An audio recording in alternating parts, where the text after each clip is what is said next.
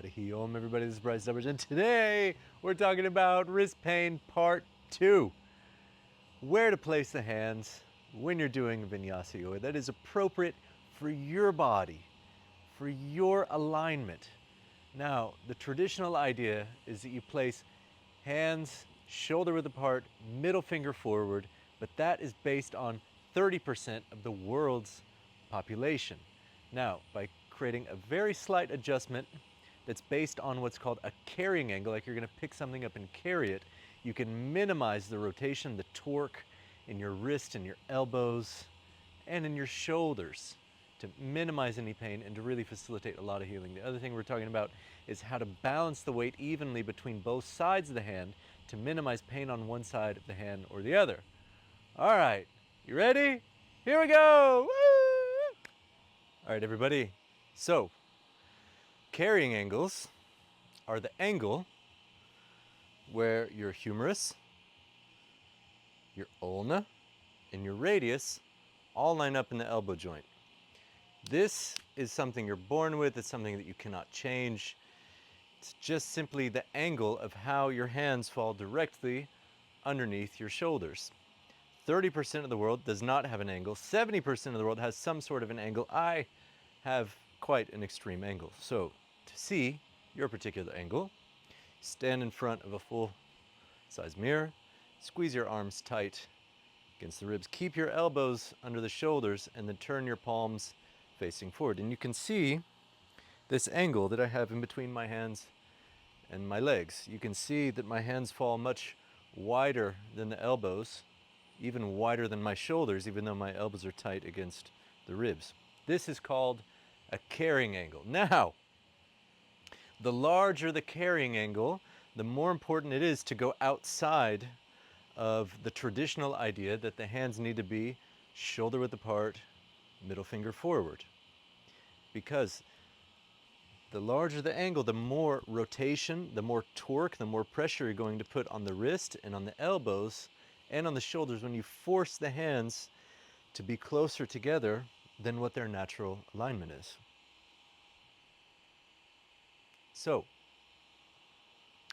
from here, once you get an idea of what your hands and your shoulders and your elbows look like, you get an idea of what your carrying angle looks like, then we start to apply this to the floor work. Now then, my dear yogi, once you get an idea about your carrying angle, first, bring the hands shoulder width apart, middle finger forward. I know you're going to be like, whoa, whoa, whoa, Bryce, you just told me my hands need to be different than the traditional idea. What are we up to? Just trust me. Just try it. Give it a shot so you can find the intelligence of that traditional idea. Bring the hands more or less shoulder width apart, middle fingers forward.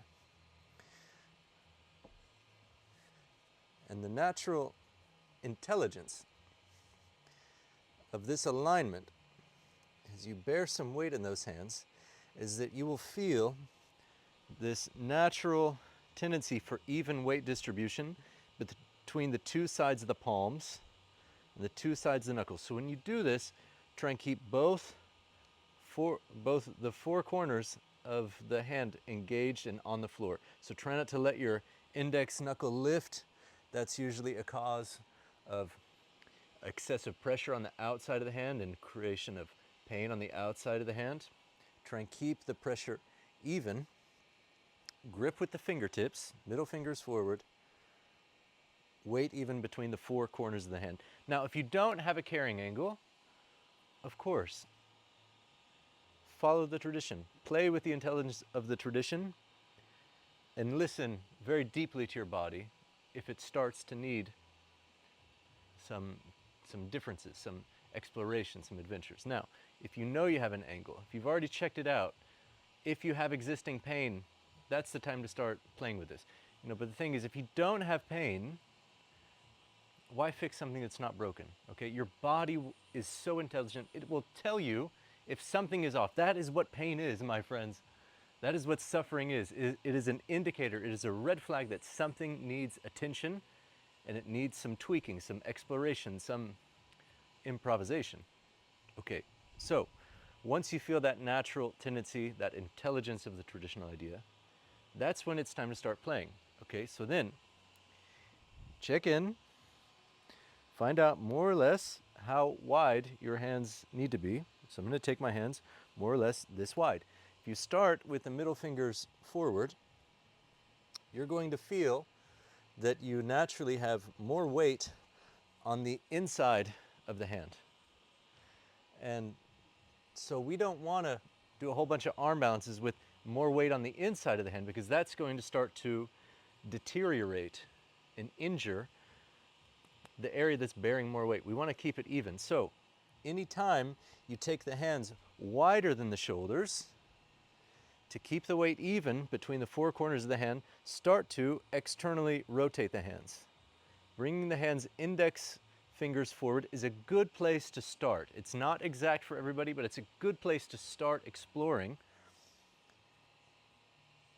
to find that even pressure between those four corners.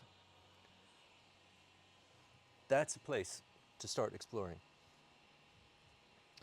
And from here, you can start to bear a little bit of weight in the hands.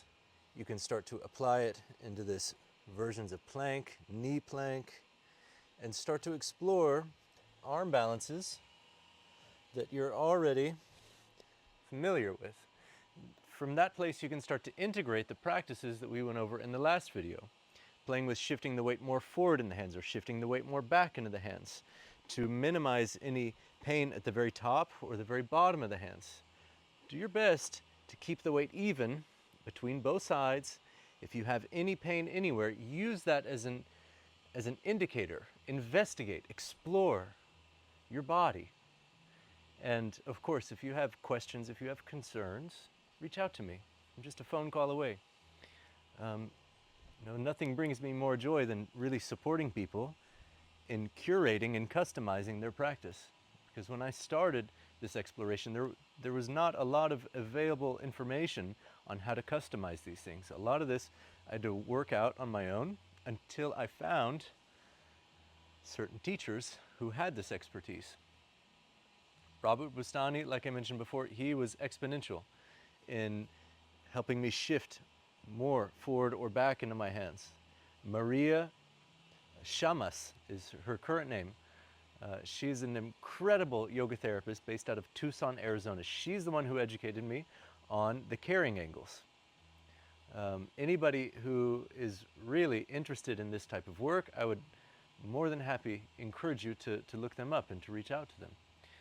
But little spoiler alert, it is a matter of time until I begin my own yoga therapy training. So if this information is interesting to you, have that on your radar. Now, as always, feel welcome to reach out if you have questions, if you have concerns, if you want support. I offer private classes all the time. I offer group classes every single week. Tuesday and Thursday are online classes. If you sign up for the monthly unlimited, you will get access to all of the recordings if you cannot make it during that particular time slot. If you're here on island, in the Virgin Islands, every Wednesday beginning this week, we have classes going on at 5:30 p.m. right here on Spirit on the Water, one of the most magical and healing environments I've ever visited in my life. Very grateful to be here. Hope this is helpful. Please practice, enjoy, and hari om.